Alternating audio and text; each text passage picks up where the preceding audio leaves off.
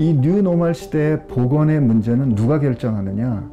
가장 약한 보건 체계가 약한 나라의 건강한 정도가 결국 세상의 건강한 걸 결정할 거다. 지금같이 서로 연결된 나라에서는 가장 약한 보건 체계를 가진 국가를 우리가 어떻게 서로 도울 건가 하는 이런 부분을 새롭게 인식하게 해줬다, 이렇게 볼 수 있습니다. 그간에 사람들이 나이가 많이 들고 그 다음에 이 만성 질환이 많아졌어요. 그래서 우리는 앞으로 이제 그간의 보건은 이 만성 질환, 예를 들면 암, 고혈압, 그리고 노인성 질환, 이게 이제 앞으로 중요한 우리가 할 일이다, 이렇게 생각을 했었거든요. 그런데 이번에 생각지도 못했던 역병에 우리가 부딪히게 됐잖아요. 그래서 이 보건의료 체계에 있어서 우리가 생각지 못했던 이런 부분들을 어떻게 대비할 건가. 일례로 미국 같은 나라가 그 어느 나라보다 연구를 많이 하고 의학 기술이 발전해 있음에도 불구하고 왜 우리나라에 비해서 사람들이 많이 죽었을까? 이거는 우리 보건의료 체계에 있어서 실제로 한정된 자원을 어떻게 효율적으로 잘 마지막 필요한 사람에게 전달하는가 하는 보건의료 체계 구성에 관한 이런 부분이 앞으로 새롭게 주목을 해야 되고,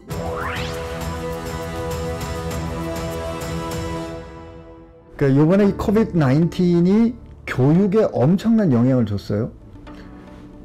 인류 문명의 역사에 이런 적이 없었다고요. 그 교육과 문화에 관련된 그 UN 기구 유네스코의 그 통계를 보면 3월 30일자로 보면 전 세계에 등록된 학생의 90.3%가 학교를 못 갔다고요. 그게 16억 명이에요. 지금도 한 60% 이상의 학생들이 학교를 제대로 못 가고 있거든요.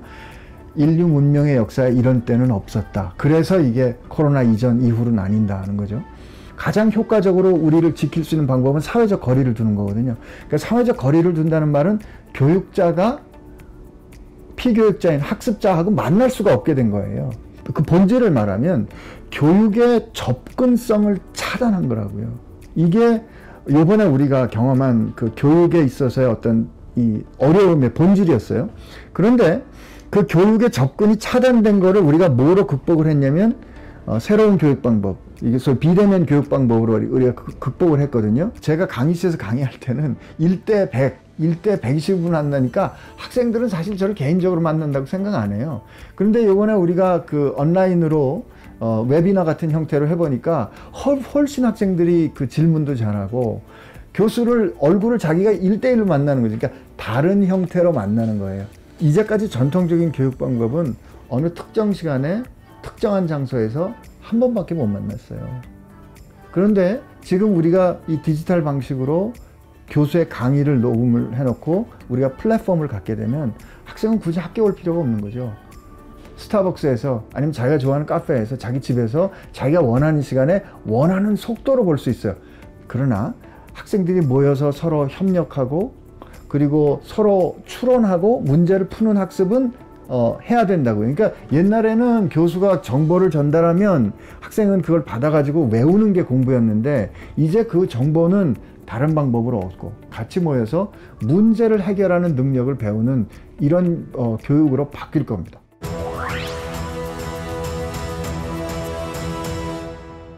우리가 무엇을 가르쳐야 할 것인가를 다시 묻게 했어요. 기초, 과학적인 교육, 그 다음에 환자 보는 임상교육. 그런데 그거 외에 위기가 있을 때 위기를 어떻게 관리할 건가, 리더십은 어떻게 할 건가, 그 다음에 한정된 보건 자원을 어떻게 효과적으로 나눠줄 건가, 그 과정은 어떻게 해결하는가, 이런 것들을 우리가 뭐라고 부르냐면 Health Systems Science라 그러거든요. 이런 부분에 대한 교육이 강조돼야 되는구나. 그리고 보건은 굉장히 그 나라의 문제지만 동시에 국제적인 문제구나. 그래서 이게 국제보건에 관련된 교육 이런 게 꼭 들어가야 되겠다. 이제 교육이 어느 특정 학교의 경계에 머물러 있지 않는다. 왜냐면 이 디지털 플랫폼은 학교를 넘어서는 플랫폼이거든요. Massive Online Open Courses라고 해서 그 무크라고 그러잖아요.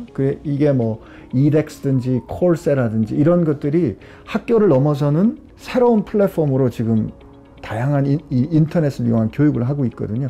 의학 교육도 그렇게 될 것이다. 그렇게 돼야 된다.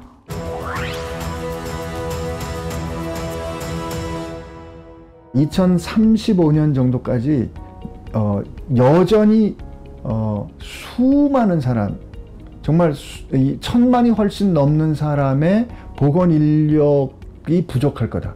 그러니까 개발도상국가의 이 의과대학의 예를 들면 의대들이 세워지고 있는데 교육자들이 없어요. 교육자가 없기 때문에 가르칠 사람이 없으면 양질의 교육은 할 수 없고, 양질의 의료인이 없으면 양질의 의료는 불가능하다.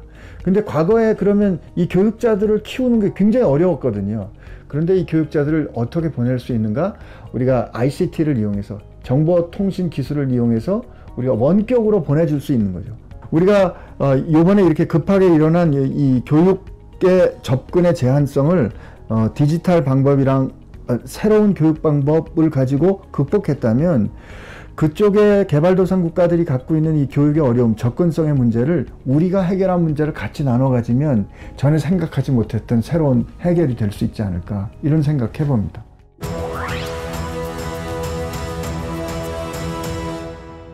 금년에 의학 정보가 2배로 바뀌는데 걸리는 시간이 73일입니다.